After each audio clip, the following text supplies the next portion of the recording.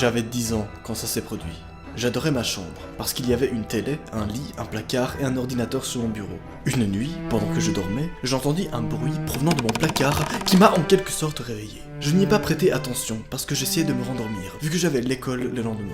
3 heures plus tard, je me suis levé et j'ai mangé mon petit déjeuner. J'étais prêt pour préparer mon sac d'école qui était dans ma chambre. Lorsque j'y suis entré et que j'ai fait mon sac, j'ai regardé par la fenêtre et ai vu une espèce de grande silhouette noire avec un pull devant ma fenêtre.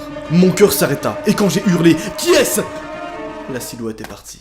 L'individu explique qu'il n'a pas pu voir son visage étant donné que la personne en question portait un espèce de pull noir et qu'il faisait encore nuit dehors.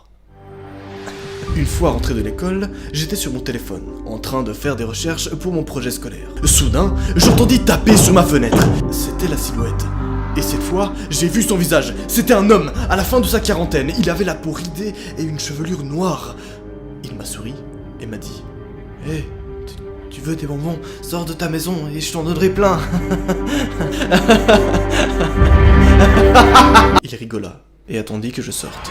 Oui, parce que je pense que tu as remarqué, mais tu es bien actuellement sur un nouvel épisode de ma série dans laquelle je vous relate des putains d'enquêtes réelles et qui se sont vraiment passées, le tout adapté en cartoon et en dessin animé. Est-ce que c'est pas beaucoup trop stylé ce genre de concept-là? Oui, clairement, mais comme tu t'en doutes, adapter une putain d'enquête et une putain d'affaires réelles en cartoon, ça prend du temps. Et donc je t'invite à apprécier à fond ce nouvel épisode dans lequel je vais vous présenter 4 histoires réelles. C'est bon? T'es prêt?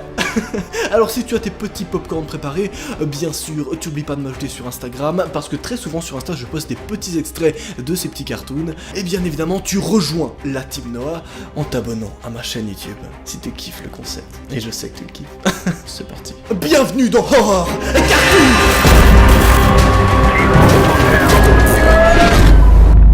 Je me permets juste de préciser quelques éléments, notamment que dans chaque épisode de cette série Horror Cartoon, nous allons essayer de varier les styles d'animation, histoire de vous faire plonger à chaque fois dans un univers différent, tout en gardant bien sûr des affaires réelles en fond. Mais donc étonne-toi pas si tu vois tout d'un coup différents styles d'animation. Personnellement, je trouve ça super stylé de varier un petit peu les plaisirs et avoir à chaque fois une expérience beaucoup plus rafraîchissante. J'ai l'impression que je suis en train de vendre un jus d'orange, tester la nouvelle saveur rafraîchissante. Goût piste de cheval.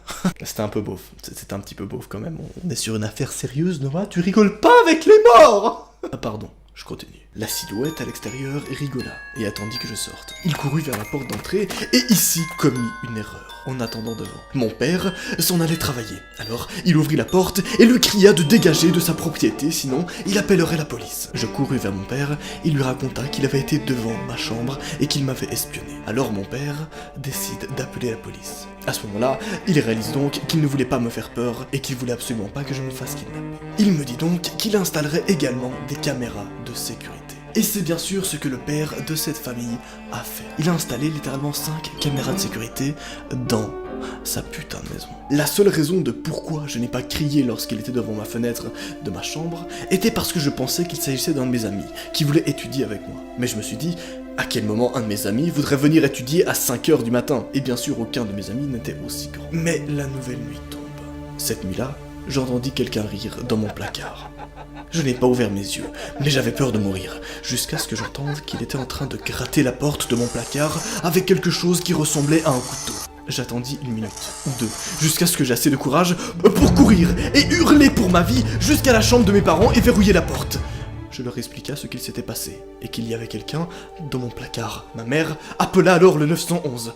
L'homme disait des choses du type « Sors, et je ne montrerai pas à tes parents comment je te poignarde. Bordel, viens, ouvre ces portes !» Et ce fut la chose qui m'a fait le plus peur. Parce que mon cerveau m'alertait qu'il y avait un couteau, bordel. Quelques secondes plus tard, nous avons entendu des sirènes et la police défonçait la porte, hurlant « Police, lâchez votre arme et mettez vos mains en l'air !» Mes parents et moi avons été prévenus qu'il était parti. J'ai eu énormément de chance que mon placard soit loin de mon lit. Et d'ailleurs, on connaît actuellement le fin mot de l'affaire, surtout qui était cet homme. Il s'avérait que l'homme était un malade mental qui s'était échappé de son hôpital psychiatrique en poignardant le garde. Depuis, mes parents ont installé des caméras de sécurité dans chaque pièce et à l'extérieur. Qui sait ce qu'il me serait arrivé si je ne l'avais pas entendu rire dans mon placard, ou s'il s'était caché sous mon lit? Aurais-je été poignardé à mort? Depuis ce jour-là, Je ne sais toujours pas comment il est entré dans la maison de mes parents. Peut-être que mes parents ont oublié de fermer la porte d'entrée à clé, ou qu'il s'est introduit par la fenêtre de ma chambre.